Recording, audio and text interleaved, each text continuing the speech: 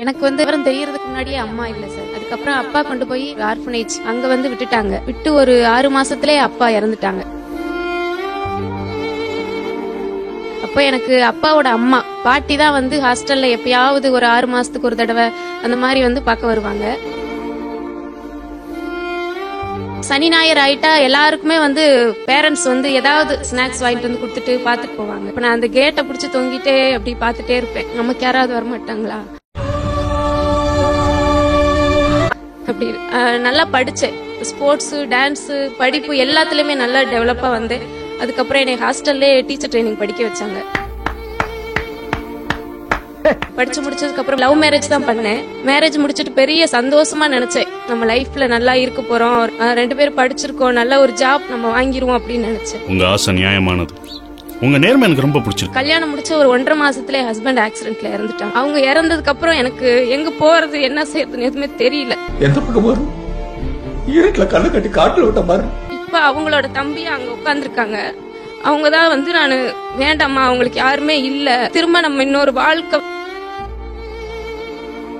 அந்த பொண்ணு வேற பக்கம் போனாலும் ஒருத்தனை கட்டிட்டு வந்திருக்கு அப்படின்னு சொல்லி பேசுவாங்க, நம்ம வீட்லயே இருக்கட்டும், நான் மேரேஜ் பண்ணிக்கிறேன் அப்படின்னு சொல்லி அவங்கதான் என்னை மேரேஜ் பண்ணிக்கிட்டாங்க. உங்களை மாதிரி மனுஷன்லாம் இருக்கனாலதான் கொஞ்சமாச்சும் மழை பெய்யுது. அது நான் ஒத்துக்கல.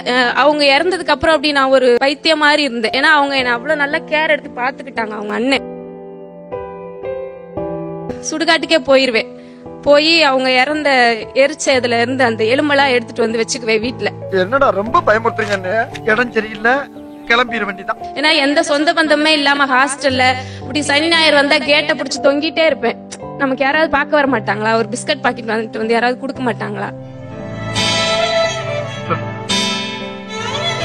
நம்மள யாராவது பார்க்க மாட்டாங்களா அப்படின்ற ஒரு ஏக்கத்திலே இருந்துட்டு திடீர்னு ஒரு சின்ன சந்தோஷமா எனக்கு கிடைச்ச ஹஸ்பண்ட் ஒரு 1.5 மாசத்துல இறந்துட்டாங்க ஆக்சிடென்ட்ல. அப்படிங்கும் போது நான் நல்லாவே ஆன மாதிரி 4 செவத்துக்குள்ளே போய் செவத்துல போய் இடிச்சுக்குவேன். யார்கிட்டயுமே பேச மாட்டேன்.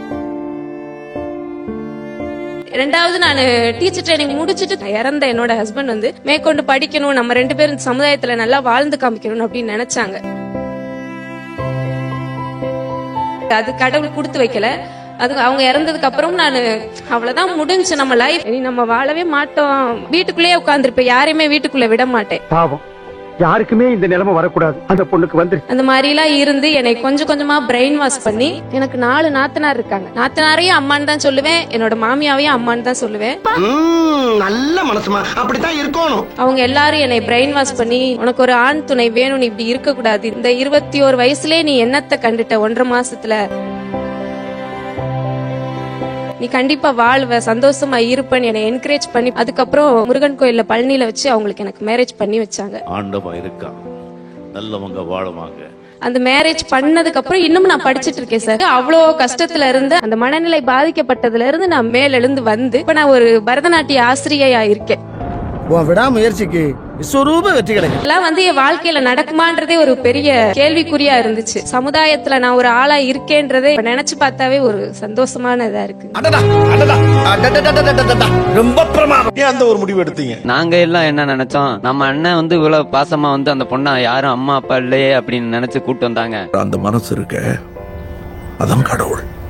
அவங்கள அவங்க இல்லாதப்ப நம்ம அனுப்பிச்சு விட்டோமாக்க, அது மாதிரி எந்த ஒரு இதுவும் பண்ண முடியாது. அவங்க சூழ்நிலை இருந்து அவங்க இருக்கும்போது என்ன செஞ்சாங்களோ அது மாதிரி நம்மளும் அவங்கள பாத்துக்கணும். நம்ம கூட இருக்கிறவங்கள நாம பாத்துக்கிட்டா நமக்கு மேல இருக்கிறவன் நம்மள பாத்துக்குவோம். உங்களுக்கு திருமணம் எவ்வளவு நாள் ஆச்சு? எங்களுக்கு திருமணமாயி ஒரு 9 வருஷம் ஆச்சு சார். 9 வருஷம் ஆச்சு. பேசும்போது கூட வாங்க போங்க தான் சொல்றீங்க.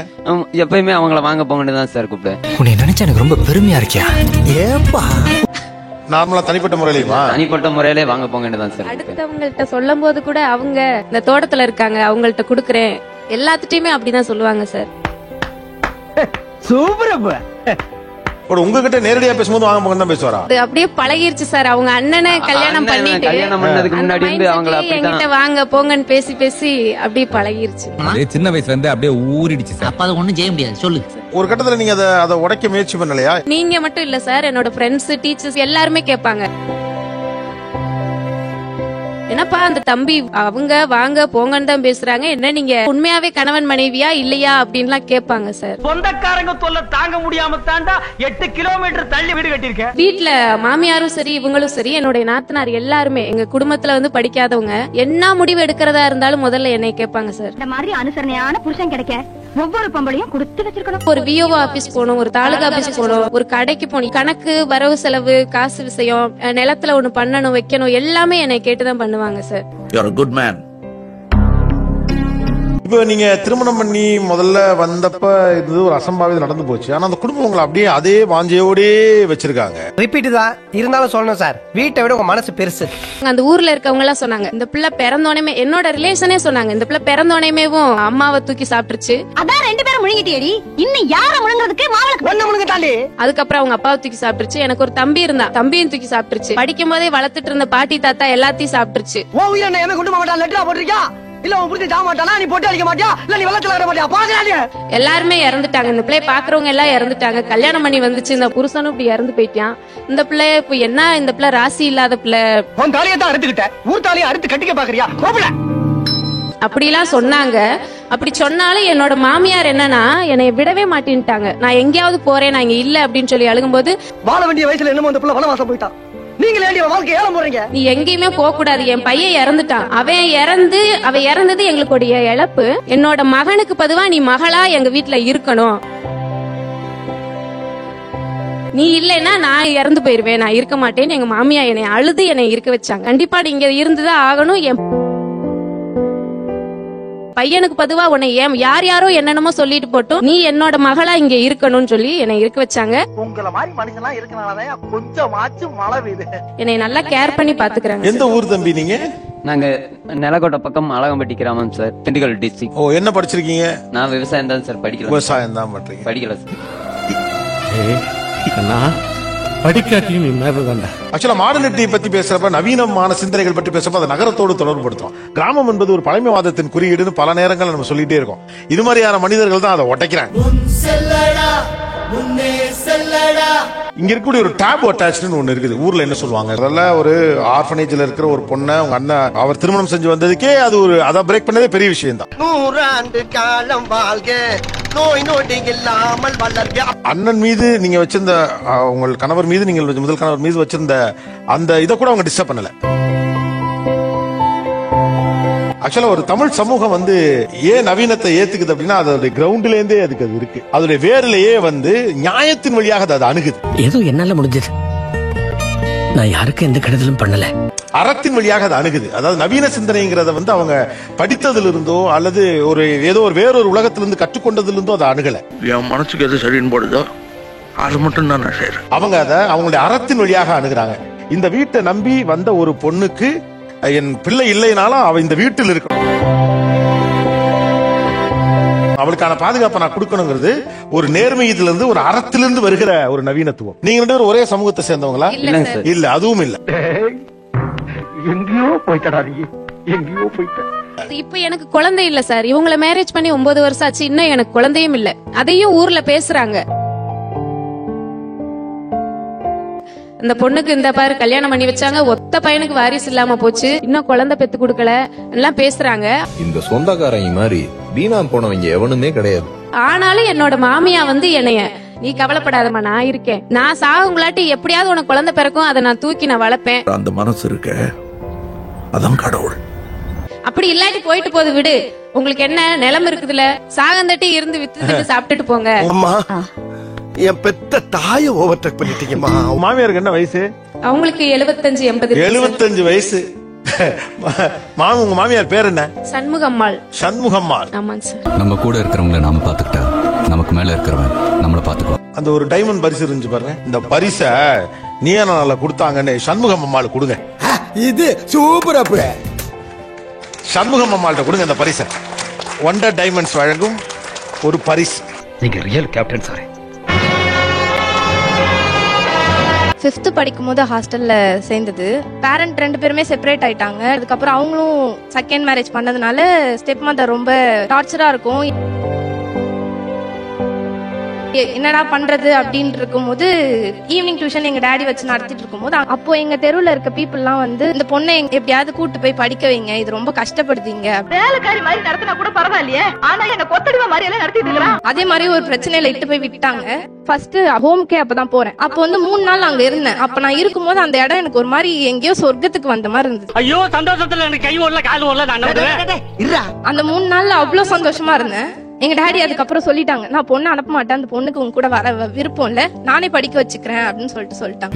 ஏன்னா இந்த அவசர முடிவு கொஞ்சமா சாருக்கு ஒரே போய் சொல்லலாம்டா. நீங்க டாடின்னு சொல்றது அந்த ஹோம் நடத்துறவங்க டாடி, நாங்க அப்படிதான் கூப்பிடுவோம். நான் இப்போ வரைக்குமே அவங்க ஃபேமிலியில ஒருத்தி, என்னோட முதல் சொந்தம்னா அது. இப்ப கல்யாணத்துக்கு அப்புறமும் எனக்கு அம்மா வீட்டு சைடு என்ன பண்ணுவாங்களோ அந்த வேலை அந்த இது எல்லாமே அவங்க தான் பண்ணாங்க. அப்ப நான் ஹாஸ்டல் படிச்சிட்டு இருக்கும் போது தான் எங்க ஹஸ்பண்டும் அவங்க வந்தாங்க. அவங்களும் ஒரு ஸ்பான்சரா தான் வந்தாங்க எங்க ஹோமுக்கு. அதுக்கு முன்னாடி எனக்கு மேரேஜ்ல இன்ட்ரெஸ்ட் இல்ல, ஏன்னா என்னோட பேரண்ட்ஸ்னால கல்யாணமே வேணாம் இப்படியே இருந்துடலாம். அதுக்கப்புறம் நம்மளும் அதே மாதிரி சர்வீஸ் பண்ணிட்டு அப்படின்ற ஒரு மைண்ட் தாட்ல தான் கடைசி வரைக்குமே இருந்தேன்.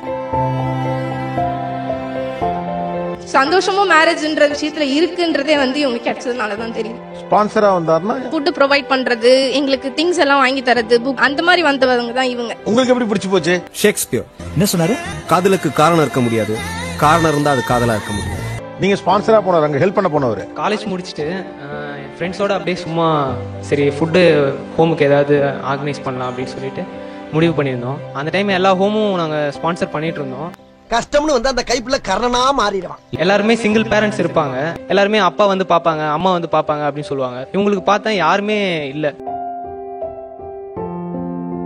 ஆனா இவங்களுக்கு பாத்தீங்கன்னா கேட்பேன், யாரும் வர மாட்டாங்க, எங்கேயும் போக மாட்டேன் அப்படின்ற மாதிரி சொல்லிட்டு இருந்தேன். சரி இவங்களுக்கு ஏதாவது நம்ம பண்ணணும், நம்ம அவங்கள லைஃப்ல சந்தோஷமா வச்சுக்கணும். அந்த மனசு இருக்க அதான் கடவுள். உங்க மேல இருக்க காதலை வந்து எப்ப சொன்னாரு? நான் காலேஜ் செகண்ட் இயர் படிச்சிட்டு இருந்தேன். எனக்குமே இவங்களை ரொம்ப பிடிக்கும், ஆனா நான் முன்னாடி சொல்லிக்கல. ஏன் நீங்க வந்து சொல்லல? அவளும் பெண் தானே, அவளுக்கும் அச்சம் மனம் நானும் இதெல்லாம் இருக்கத்தானே செய்யும். அவங்களோட வீட்டுல என்ன சொல்லுவாங்க, யாருமே இல்ல, என்ன கொண்டு வர போகுது இந்த பொண்ணின்னு ஏதாவது சொல்லுவாங்களோ அப்படின்ற ஒரு யோசனை இருந்தது.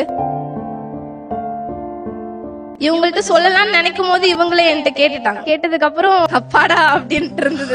ஒரே பட்டர்ஃபிளையா பறந்துச்சு மனசுல. நான் என்ன பண்ணுவேன் பெருமானே.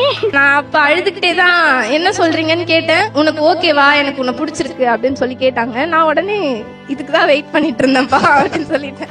அவரை பார்த்தானே என்னமா பண்ணுதே, வெக்கமா வருதே. என்னடி அப்படி சொன்ன போதே உங்களுக்கு அழுக வந்துருச்சு? தெரியல, புதுசா ஒரு சொந்தம் ஒரு ஃபேமிலிக்குள்ள போறோம், இது நமக்கு நடக்குமா அப்படின்னு நான் நினைச்சிருக்கேன். நடந்துருச்சு.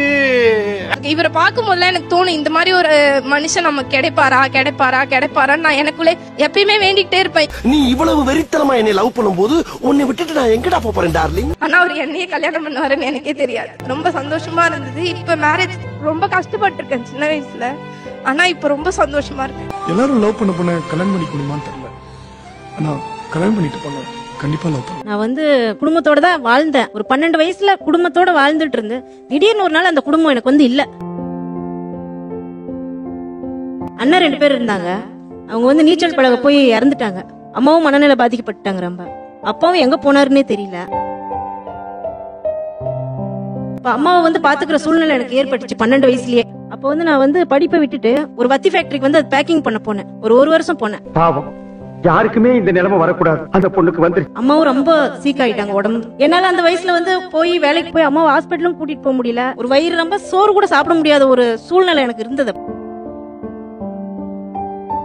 அடாப்ட் பண்ணாங்க என்ன ஹாஸ்டல்ல இருந்து. அப்பதான் எங்க வீட்டுக்காரர் வந்தாரு. ஒரு தொழில் ரீதியா எங்க அப்பாவுக்கும் அவங்க அப்பாவுக்கும் பழக்கம். ஒரு 10 வருஷமா நான் ஆசிரமத்துல இருந்தேன். வந்து எல்லா தேவைகளையும் நிறைவேற்றினாங்க ஆசிரமத்துல. எனக்கு ஒரு குடும்பத்துல வாழ்ந்துட்டு திடீர்னு அவங்களாம் இல்லன்னும் போது அது வார்த்தையால என்னால சொல்ல முடியல. ஒரு நிலவை பார்த்தா கூட எனக்கு எங்க அம்மா முகம் வந்து ஞாபகம் வந்து எனக்கு அழுக வந்துடும். எந்த பக்கம் வரும்? இருட்டுல கண்ணை கட்டி காட்டுல விட்ட மாதிரி. பாக்குறதுக்கு தான் வந்தாரு இவரு. அப்புறம் என்ன நினைச்சாரோ தெரியல. அப்புறம் கல்யாணம் பண்ணிக்கிறேன்னு கேட்டாரு. இல்ல நான் படிக்கிறேன் வேண்டாம் அப்படின்னு. Very good brilliant. ஹாஸ்டல் அம்மாவை கேட்க ஆரம்பிச்சிட்டாரு. 3-4 மாசமா இப்படியே ஒரு கேட்பாரு, நான் கல்யாணம் பண்ணிக்கிறேன், நான் நல்லா பாத்துக்கிறேன் அப்படின்னு கேட்பாரு. என்ன தேடி ஒரு வாழ்க்கை வருது. ஆசைப்பட்ட வாழ்க்கை கிடைக்கலனா கிடைச்ச வாழ்க்கையை ஆசைப்பட்டு ஏத்துக்கணும். நல்லவரா இருக்கிறாரு. ஏன் நான் ஒரு குடும்பத்தை உருவாக்க கூடாது அப்படின்னு எனக்கு தோணுச்சு. அதனால நான் வந்து அவரை மேரேஜ் பண்ணி இன்னைக்கு 2 குழந்தைங்க இருக்காங்க எனக்கு. பொண்ணு ஒண்ணு பையன் ஒண்ணு. பொண்ணு 10வது படிக்கிறா, பையன் 8வது படிக்கிறான். என் குடும்பத்தை நான் இழந்திருந்தாலும் இன்னைக்கு நான் ஒரு குடும்பத்தை வந்து உருவாக்கி இருக்கிறேன். அதுதான் எனக்கு மிகப்பெரிய சந்தோஷம். நல்லவங்க வாழுவாங்க, கொஞ்சம் நேரம் ஆகும், அவ்வளவுதான். குழந்தைல பிறந்தப்ப 2 வயசுல அம்மா இறந்துட்டாங்க. அப்பாவும் அதே மாதிரி டக்குன்னு அம்மா இறந்த ஒரே வருஷத்துல இறந்துட்டாங்க. அந்த ஒரு வீடு இல்ல, அந்த ரோட்ல தான் படுத்து தூங்குவேன். பாத்துக்கிறது யாருமே கிடையாது சார். என்ன அந்த ஒரு கஷ்டம் தான் டக்குன்னு. இப்ப எனக்கு ஒரு குழந்தை இருக்கு சார். டக்குன்னு எதுவும் ஆயிடக்கூடாது, ஒருவேளை எனக்கு நாளைக்கு ஏதாவது ஆக்சிடென்ட் ஆயிடுச்சுனா கூட என்ன பண்றது அப்படின்ட்டு தான்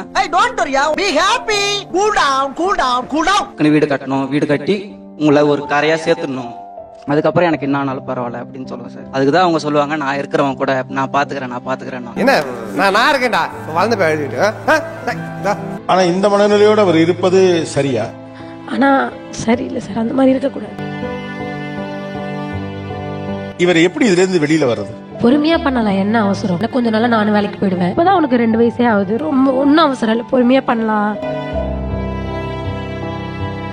உங்க பையன் எப்படி வாழ்வான் விளக்கம் அவங்களுக்கு சொன்னீங்கன்னா அவர் கொஞ்சம் நம்பிக்கை வரும்னு நினைக்கிறேன்.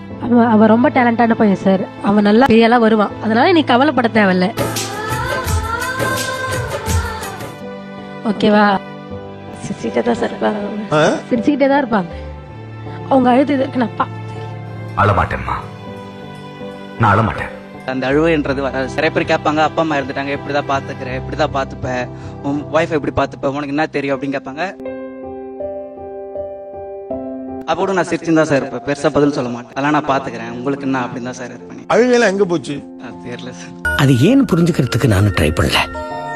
Everything happens for a reason. அந்த குழந்தையிலே எல்லாம் போயிட்டோ என்னமோ தெரியல சார். அம்மா இறந்ததுல இருந்து ரொம்ப அழுதுனே இருந்தேன். ஒரு வாரமா அழுதுனே இருந்தோனோ என்னமோ நினைக்கிறேன் சார். இந்த ஹாஸ்டல் சேர்ற வரைக்கும் அழுதுதான் இருந்தேன். அதுக்கப்புறம் இதோட அந்த அழுவையே முடிஞ்சிச்சு. ஆக்சுவலா அவருடைய சிரிப்பு தான் அவர் அழுகையும். ஆமா சார். பூமி மனுஷங்களை எல்லாம் சுமந்துக்கிட்டு சுத்துற மாதிரி எல்லா மனுஷங்களும் அவங்களுக்குள்ள சில கதைகளை சுமந்துக்கிட்டு தான் சுத்துறாங்க. இல்ல நீங்க ஃபியூச்சருடைய அழகெல்லாம் யோசிங்க. ஒரு 40 வயசுல நீங்க எப்படி இருப்பீங்கன்னு அவருக்கு சொல்லுங்க. ஜாலியா இருக்கணும். ஜாலியா தான் சார் இருக்கணும். எனக்கு 40 வயசு ஆகும் போதெல்லாம் என் பையனுக்கு 20 வயசு சார். அவன் வளர்ந்துருவான், அவன் காலேஜ் போனா வேலைக்கு போவானோ. அவனுக்கு 29 வயசு நடக்கும்போது அவனுக்கு 4 லட்சம் செலவு பண்ணி ஒரு கல்யாணத்தை பண்ணி வைப்பேன். அவன் லைஃப் அவன் பாத்துப்பான், நம்ம லைஃப் நம்ம தனியா ஜாலியா என்ஜாய் பண்ணலாம். Ooty Kodaikanal ஊராவும் Malaysia Singapore 4 நாளாவும் சுத்துவோம். 50 வயசுல 2 பேரும் எப்படி இருப்பீங்க? காலையில என்னமா அழகா ஒரு காஃபி, தினமும் இப்போ காஃபி குடிச்சோமா, நம்மளுக்கு பிடிச்சதை சமைச்சு சாப்பிட்டோமா. திங்கட்கிழமையான முட்டையிடாத பொட்டக்குழியா பார்த்து வாங்கி அப்படியே திறக்கி சவுக்குன்னு சாப்பிடும். நம்ம பையன் வேலைக்கு போவானோ இல்ல அவன் கேர்ள் ஃப்ரெண்டோட அவன் சுத்துவானோ, அவன் நம்ம லைஃப பாத்துப்பான். அது எந்த பிரச்சனையும் இல்ல. 60 வயசுல எப்படி இருக்கும் லைஃப்? என்ன மாப்பிள்ளை இதெல்லாம் தோண்டி கேட்டு எனக்கு ரொம்ப வெக்கமா இருக்குது. 60 வயசுல நம்மளோட நினைவுகள், நம்மளோட மெமரிஸ் எவ்வளவு இருந்துச்சோ அதை ஃபுல்லா ஷேர் பண்ணி, நான் அடிக்கடி அதான் சார் சொல்லுவேன், டைம் ஸ்பெண்ட் பண்ணு. எதிர்காலம் குறித்து உங்கள் பயம்தான் தம்பி இப்ப பிரச்சனை. ஏண்டா இப்படி ஃபியூச்சரை நினைச்சு பயந்துனே இருந்தா இன்னைக்கு எப்படி நிம்மதியா இருக்க முடியும்? சொல்றது அழகா இருக்கு.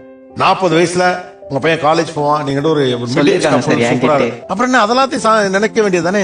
ஏன் ஏதாவது அசம்பாவிதம் நடந்துருமோ நினைச்சுக்கணும். பயப்படாத, பயப்படாதா. சின்ன வயசுல ஆர்பன் ஹோம்ல தான் வளர்ந்தேன். அங்க வந்து கார்த்திகேயன் சொல்லிட்டு ஒரு அண்ணன் இருக்காரு. அவரு தான் என்ன வந்து தத்தெடுத்து வளர்த்தாரு. மெடிக்கல் ஃபீல்ட்ல லேப் டெக்னீஷியன் முடிக்க வச்சாரு. ஹெல்த் இன்ஸ்பெக்டர் படிச்சு முடிச்சேன். அன்னைக்கு அப்புறம் எது அவசியம் தெரிஞ்சுக்கிட்டு பேய் மாதிரி படிச்சேன். எல்லாம் நான் படிச்சு முடிஞ்சப்ப என்னோட காலேஜ்ல ஒரு நிறைய இன்சிடென்ட் நடந்தது. ஏன்னா அப்ப என்னால நடக்க முடியாது. என் கை கால் ரெண்டும் வளைஞ்சிருக்கும். இந்த கை ரெண்டுமே வளைஞ்சிருக்கும். அப்ப காலேஜ்ல வந்து நிறைய பேர் எனக்கு கிண்டல் பண்ணுவாங்க. நேரம் நான் வந்து அண்ணன் போய் சொன்னேன், இந்த மாதிரி எனக்கு கிண்டல் பண்றாங்க, ஃபியூச்சர்ல நான் கல்யாணம் பண்ணிக்க முடியுமா, என்னால கல்யாணம் நடக்குமான்னு கேட்டேன். அவர் என்ன ஃபீல் பண்ணிட்டு என்ன கட்டி பிடிச்சாரு. நான் இருக்கிறேன் உனக்கு அப்பா அம்மா மாதிரி, நீ ஏன் வந்து ஃபீல் பண்ற, நான் உனக்கு இருக்கேன், நான் உனக்கு மேரேஜ் பண்ணி வைக்கிறேன். என்ன நான் இருக்கேன்டா வளர்ந்து போயிட்டு நீங்க சொல்லிட்டு ஒரு 4 பொண்ணு பார்த்தாங்க. 5ஆவதா பார்த்த பொண்ணு தான் வந்து என்னோட ஒய்ஃப். அவங்க என்ன சொல்லலாம், என்னோட கடவுளுக்கு கிடைச்ச கிஃப்ட்னு சொல்லலாம். அவங்க வந்து நான் வந்து எனக்கு மேரேஜ் நடக்குமான்னு யோசிச்சேன். கொரோனா ஃபீல்டுல ஒரு பெரிய பயங்கரமா நடந்தது கோயில் முன்னாடி.